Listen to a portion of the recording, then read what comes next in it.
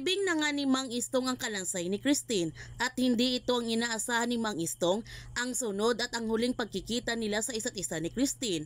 Alam ni Mang Istong na hindi siya naging mabuting ama kay Christine, pero sana hayaan siya ng Panginoon na makabawi at sana tulungan siya nito ng Panginoon na bigyan niya ng hustisya ang pagkamatay ni Christine at higit sa lahat si Moises. Dumating naman si Moises sa sementeryo at hindi muna siya lumapit sa kanyang ama at ate dahil may mga tao pa sa paligid.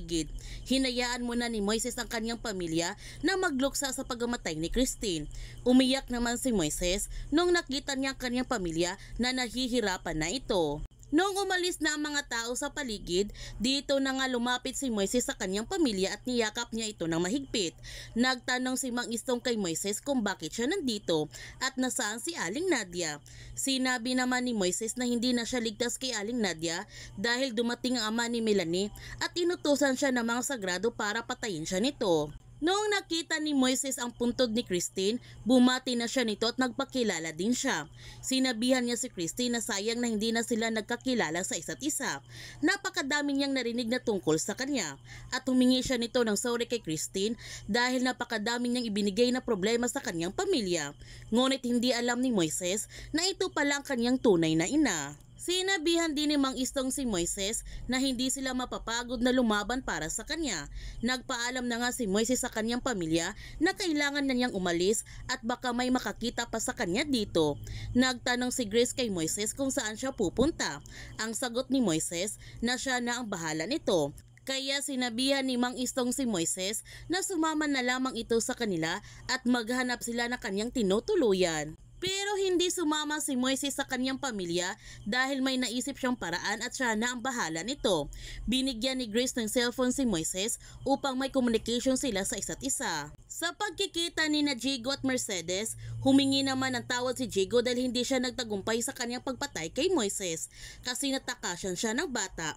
Nangako si Jigo kay Mercedes na gagawan niya ito ng paraan para mapatay niya si Moises. Ang sabi ni Mercedes na siya na ang bahala nito at biglang sumulpot ang mga tauhan ni Mercedes para hulihin si Jigo. Ito na ang tamang panahon upang iligpit ni Mercedes si Jigo para hindi na ito manggigipit ulit sa kanya. Samantala, sumugod si Lazar sa kanyang kuya Jaime para pagsabihan ito na nagparaya siya para maging presidente si Rafael at nasaan na ang kanyang anak.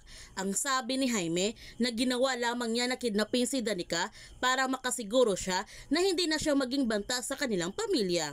Nagalit si Lazar sa mga sinasabi na kanyang kuya kaya tinutukan niya ito ng baril. Ang sabi ni Jaime na kapag ito ang kanyang inaasta, mas matagal pa silang magkikita ni Danica.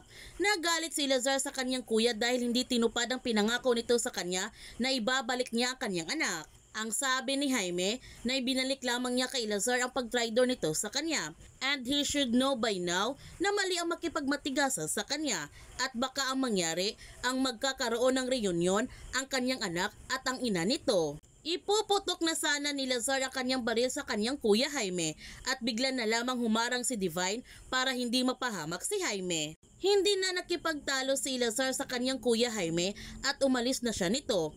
Naiinis ng gusto si Lazar dahil naisahan siya na kanyang kuya. Nagpapasalamat naman si Jaime kay Divine sa kanyang ginawa nito kanina na humarang ito para hindi siya mabaril ni Lazar. Sinabi naman ni Divine na ginawa lamang niya ito dahil mahal niya si Jaime. Pero walang kamalay-malay si Jaime na binibilog lamang siya ni Divine para magtiwala ulit ito sa kanya at masabi na niya kay Divine ang kinaroonan ni Danica. Ngunit nabigo naman si Divine na makakuha ng impormasyon na tungkol kay Danica dahil hindi pa rin sinasabi ni Jaime sa kanya ang kinaroonan nito at ang kanyang mga plano. Habang si Danica, ginamit na niyang pagkakataon para tumakas kay Marquez. Sinaksak niya ito at nagmamadali na siyang lumabas sa kwarto. Ngunit nabigo naman si Danica sa kanyang pagtakas dahil nahuli siya ng kasamahan ni Marquez. Kaya huwag natin palalapasin ang kapanapanabik ng mga tagpo sa Pamilya Sagrado. Kung bago ka pa channel ko, don't forget to like, subscribe, and click notification bell para palagi kang updated sa mga videos in-upload ko. Thank you for watching and God bless to everyone.